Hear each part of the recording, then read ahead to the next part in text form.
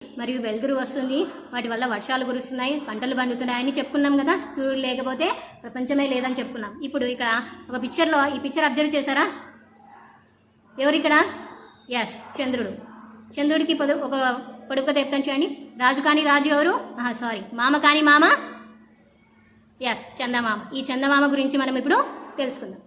రాత్రిపూట ఆకాశంలో అనేక నక్షత్రాలు కనిపిస్తాయి.